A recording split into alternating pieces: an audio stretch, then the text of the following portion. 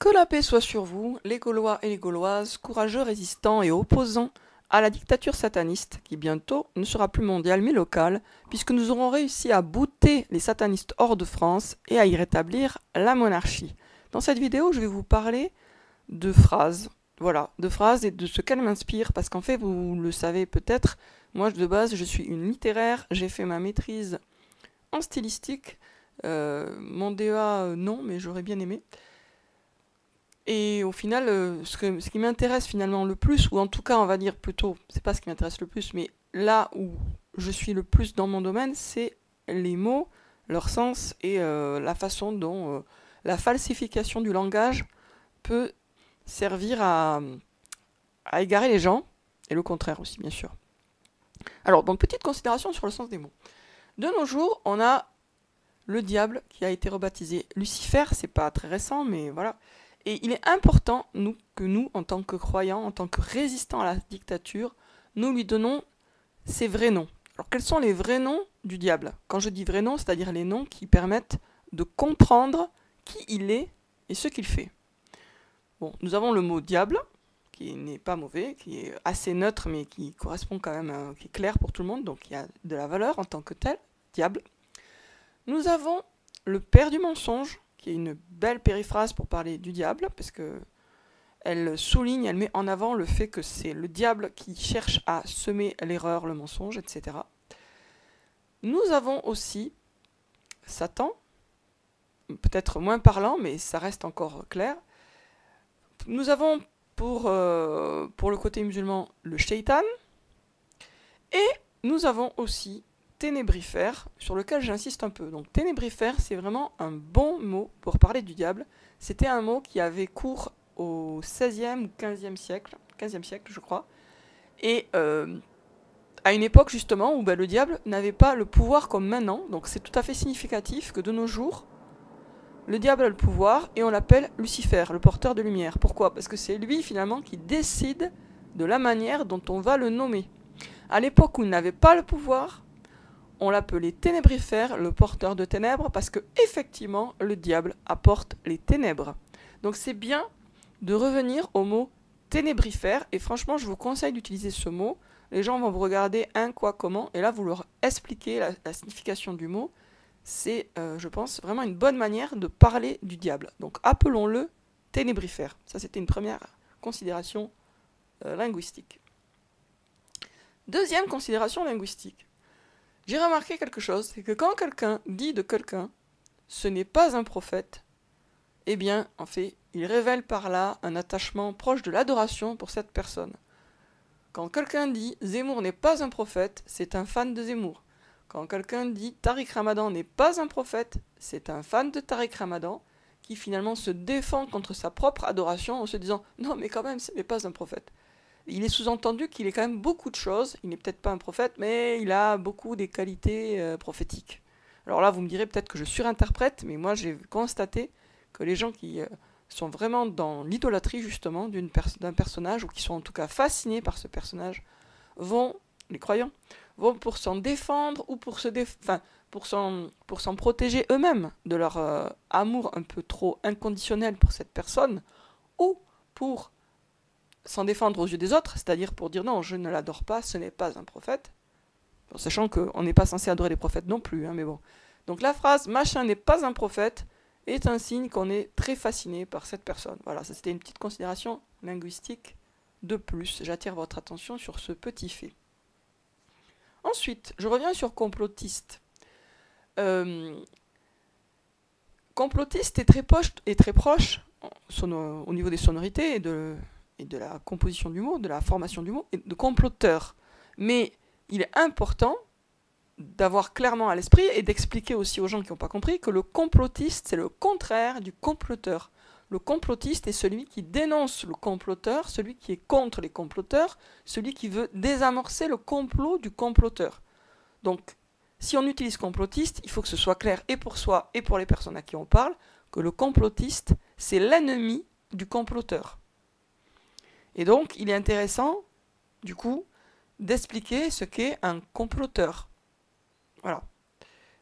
Du coup, là, J'ouvre mon dictionnaire, antidote, et je vais dans comploteur.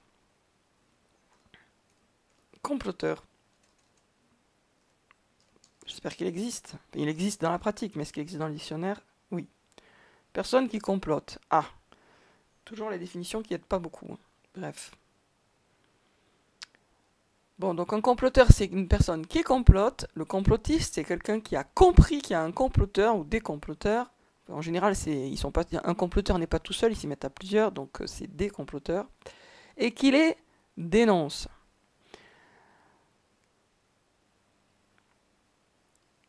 Alors, intéressant, je vois que l'étymologie de comploter, ça vient de compeloter, mettre en pelote. De l'ancien français, mettre en pelote.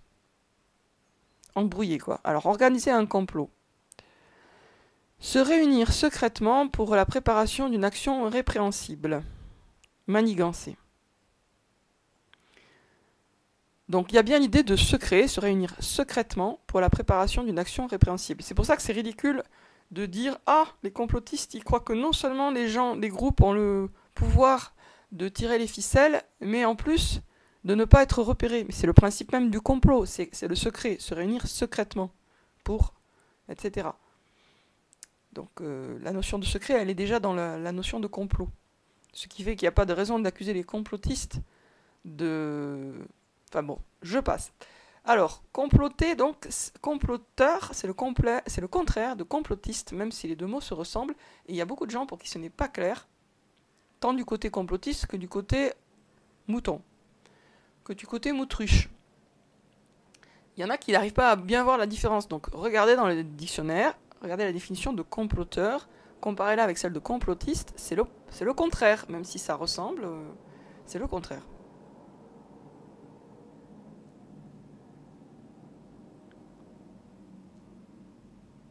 J'essaie de voir s'il y a des choses historiques qui pourraient être intéressantes.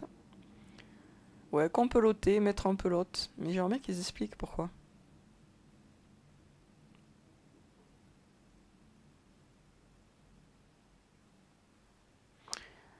Par rapport au XVIe siècle, je vous disais, c'était pas un complot. Bah si, c'était peut-être un complot, hein, la Saint-Barthélemy. En tout cas, regardez, Prince de Condé, mémoire, comploter de commencer à entretenir, sous prétexte de religion, cette guerre civile. De toute façon, quand il y a une guerre, il y a forcément des gens qui l'ont voulu. XVIIIe siècle, le duc de Bourgogne les fit redemander et publia un manifeste par lequel il prétendait que Baudouin avait comploté de l'assassiner ou de l'empoisonner. Donc l'histoire de la pelote, mettre en pelote, j'aimerais bien avoir une explication parce que je sens que c'est logique, mais je ne saurais pas dire en quoi c'est logique de passer du sens de mettre en pelote au sens de comploter. Peut-être parce que c'est ourdir un complot, et ourdir, ça nous renvoie à l'idée de tisser.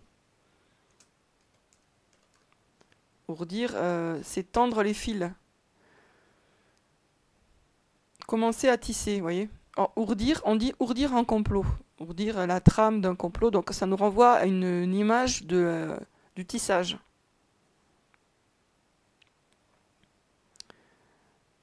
Donc ourdir un complot égale commencer à tisser un complot, c'est le sens. Ficeler, les synonymes de ourdir, ficeler, monter, nouer, tisser, tramer, combiner, fomenter. Et complot nous renvoie à mettre en pelote. Donc on est toujours dans les fils et dans le tissage. Parce que un complot, c'est quelque chose d'intelligent, qui, avec des fils qui s'entrecroisent, comme un tissu, effectivement, comme un tissage.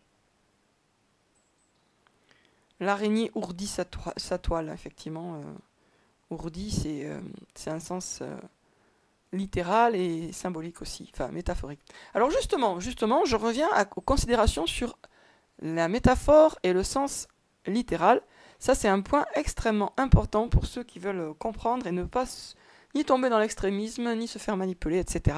La différence entre sens littéral et métaphorique, c'est un truc qui ne concerne pas que les linguistes ou les stylisticiens, c'est quelque chose qui nous concerne tous, vraiment. Alors là, je donne un exemple. Il y a Musmus, donc, qui m'écrit en commentaire sur YouTube ceci. On ne doit jamais dire fils ou fille de Dieu, c'est écrit dans le Coran. Où est-ce que c'est écrit dans le Coran qu'on ne doit pas dire fils ou fille de Dieu. C'est pas dit. Ce qui est dit, c'est Dieu dit ne dites pas Trinité. Ne dites pas Trinité, parce que quand on traduit par ne dites pas trois, ça n'a aucun sens. On peut dire trois pommes, trois canards. Hein. Donc c'est ne dites pas Trinité. C'est ça que Dieu dit. Ce qu'il ordonne, c'est ne dites pas Trinité. Voilà. Ne dites pas le mot Trinité, et ben, donc ne croyez pas que la Trinité existe, quoi. Ne croyez pas à la Trinité. C'est ça qui ressort c'est ça qui est dit dans le Coran. Maintenant, est-ce que Dieu dans le Coran dit qu'on ne doit pas dire fils ou fille de Dieu? Non. Il dit, ce qui est différent, qu'il n'a ni fils ni fille. C'est différent. Alors, en quoi c'est différent? Dieu, dans le Coran, quand il dit qu'il n'a ni fils ni fille, il parle bien sûr du sens littéral. Il n'a pas de fils au sens littéral, puisqu'il n'a pas de compagne. C'est bien comme ça qu'il l'explique. Comment aurait-il un fils alors qu'il n'a pas de compagne? Bah oui, comment aurait-il un fils alors qu'il n'a pas de femme, qu'il n'a pas d'épouse? Dieu n'ayant pas d'épouse ne peut pas avoir un fils, on est d'accord? Bon, ni de fille. Il ne peut pas avoir de descendance. Mais il n'interdit pas de dire fils ou fille de Dieu, au sens métaphorique. Parce que le sens littéral et le sens métaphorique, ce sont deux choses de niveau de langage différents. Alors, pour comprendre à quel point c'est différent, prenez, je sais pas moi, par exemple, construire des châteaux en Espagne. Vous pouvez construire des châteaux en Espagne sans être propriétaire en Espagne. C'est une image. Construire des châteaux en Espagne, c'est se faire avoir des grands rêves. Pas réaliste. Donc construire un château en Espagne, c'est possible, même si vous n'êtes pas propriétaire en Espagne. Différence entre sens figuré et sens littéral. C'est très très différent, vous êtes d'accord? Dire la lune comme un point sur un i, c'est pas prétendre que la lune est un point au sens littéral qui a été écrit avec un stylo. C'est faire une métaphore, une comparaison. C'est faire une comparaison, une image. Donc si par exemple vous dites, ou je dis, je vais le dire moi, Jésus est comme le Fils de Dieu, comme. C'est-à-dire, c'est pas le Fils de Dieu, puisque Dieu n'a pas de femme, mais il est comme son Fils, en ce sens que Dieu l'aime, et que Jésus a une bonne relation avec Dieu. C'est métaphorique, c'est une image. Est-ce que vraiment, vous, en tant que musulman, vous avez le droit de dire non, c'est pas vrai?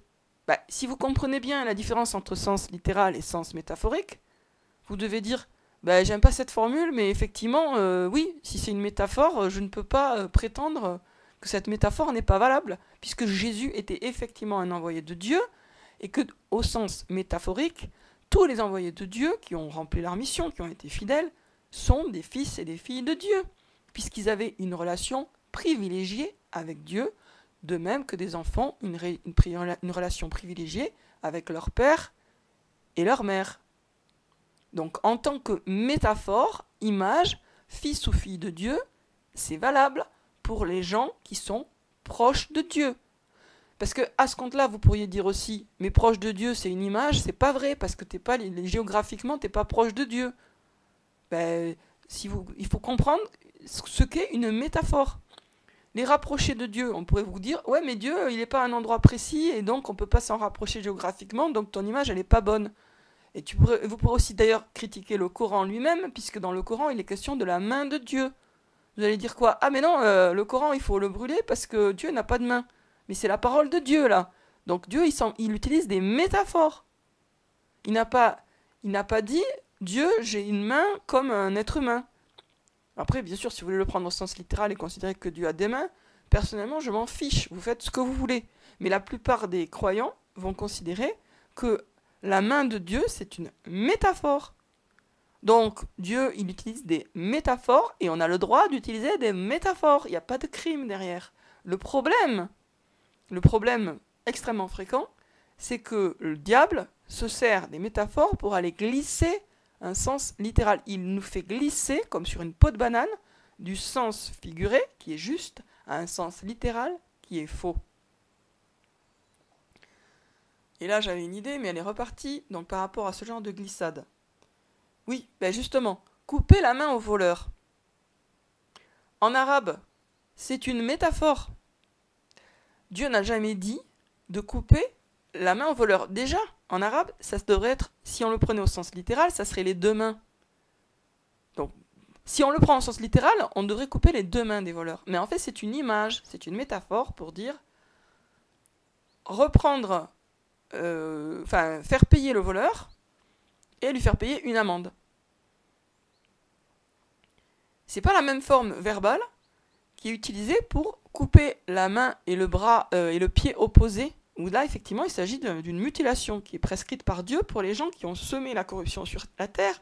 Autrement dit, des gens qui sont à l'origine des guerres, des ceci, des cela, qui vraiment font le mal à grande échelle. Mais quelqu'un qui vole un œuf ne fait pas le mal à grande échelle. Peut-être même que s'il prend son œuf, c'est pour manger. Or, il y a des hadiths où le prophète dit qu'il faut couper la main de celui qui a volé un œuf. Et ce genre de hadith diabolique, de même qu'on a des hadiths diaboliques où le prophète est pédophile, que la paix soit sur lui et que sa réputation et son honneur soient lavés de ces accusations gravissimes qui trouvent leur source dans des textes sunnites. Bref, je ne m'énerve pas. Donc, les hadiths ont influencé les traducteurs. Les hadiths où il y avait des châtiments barbares appliqués à des voleurs, mais c'est pas forcément la réalité historique, hein, mais en tout cas, c'était dans les textes. Donc, les hadiths ont inspiré les traducteurs qui, du coup, traduisent un énoncé au sens métaphorique comme un énoncé au sens littéral. Alors que si vraiment on le prenait au sens littéral, ça serait pas couper la main du voleur, ça serait couper les deux mains. Mais Dieu est juste, et c'est ridicule de penser qu'il peut condamner par le fait de couper les mains un simple vol. Et puis de toute façon, ça colle pas grammaticalement, puisque c'est pas la même forme que quand il s'agit vraiment d'un châtiment du genre couper mains et jambes opposées, et là il s'agit de trucs gravissimes qui sont punis de cette façon-là. C'est soit la mort, soit ça. Mais pour le vol, il s'agit de rembourser et de payer une amende, le truc logique au final. Donc, ce que je vous disais, et c'est important de le comprendre, c'est que le diable a l'habitude, bien ancrée, de jouer sur la confusion possible entre sens figuré et sens littéral. Certainement que les premiers chrétiens qui ont dit « Jésus est le Fils de Dieu », ils le disaient au sens métaphorique, genre Jésus est aimé de Dieu, Jésus est proche de Dieu. Et après, le diable, il a fait en sorte que il y en a qui sont allés trop loin et qui ont pris cette expression au sens littéral, même si c'est juste débile, puisque Dieu l'a très bien dit, il n'a pas de femme. Donc, il ne risque pas d'avoir un fils ou une fille. Voilà. Donc, soyons vigilants sur le sens des mots. Ne laissons pas le diable nous égarer, et quand il y a une expression qui pose problème, demandons-nous, est-ce qu'elle est au sens littéral ? Est-ce qu'elle est au sens figuré ? Et après, si vous êtes sûr dans votre tête que oui, ça c'est au sens figuré, c'est vrai, ben rien ne vous interdit de l'utiliser au sens figuré, mais en précisant bien, c'est une image, c'est une métaphore, c'est une comparaison, ce n'est pas au prendre au sens littéral. Et vous voyez comme le diable a super bien joué, parce que via les hadiths diaboliques, il a réussi à falsifier l'interprétation du Coran, puisque lui, il ne peut pas falsifier le texte. Personne ne peut falsifier le texte du Coran, originel. Par contre, le diable et ses sbires ont réussi à falsifier son interprétation en jouant sur la confusion possible entre sens littéral et sens figuré. Mais nous, en tant que croyants qui avons du bon sens, nous devons nous fier à notre bon sens. Dieu nous a dit aux gens qui réfléchissaient, donc on doit réfléchir. Et quand il y a une interprétation du Coran qui est aberrante, illogique, qui est contraire à la saine nature, on doit se poser des questions.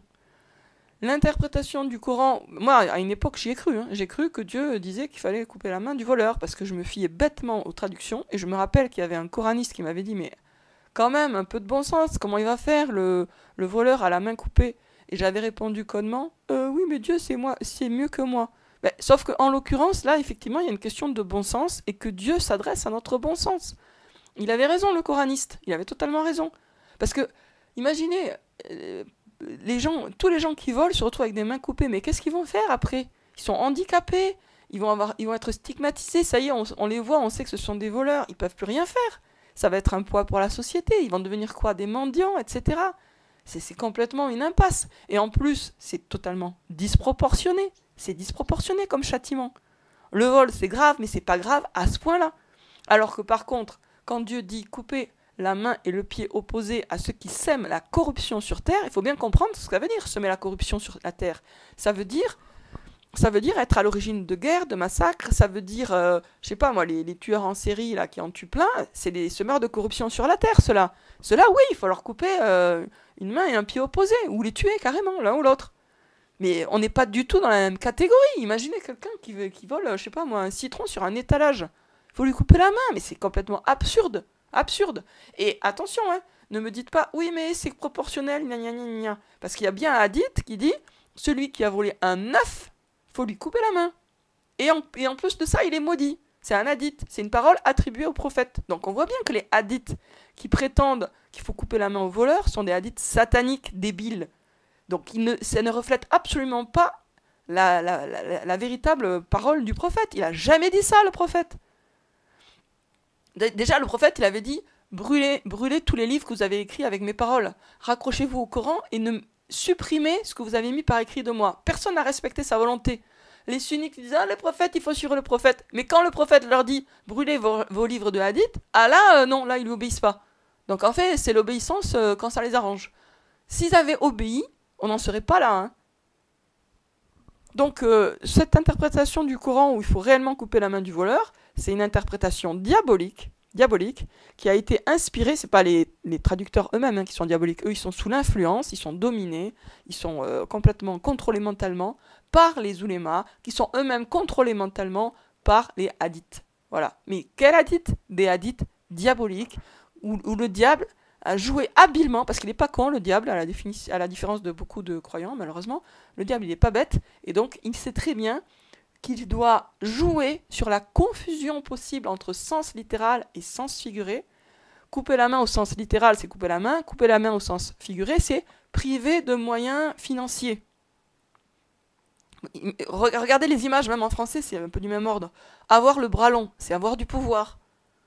Bon, ben, avoir le bras long, si le diable avait besoin de jouer sur cette confusion, il nous ferait croire que c'est avoir littéralement le bras long, le bras à rallonge élastique, là, qui se rallonge, et on croirait peut-être qu'il y a des gens qui avaient vraiment les bras plus longs, etc. Mais non, avoir le bras long, c'est une image pour dire avoir du pouvoir, avoir de l'influence, connaître des gens.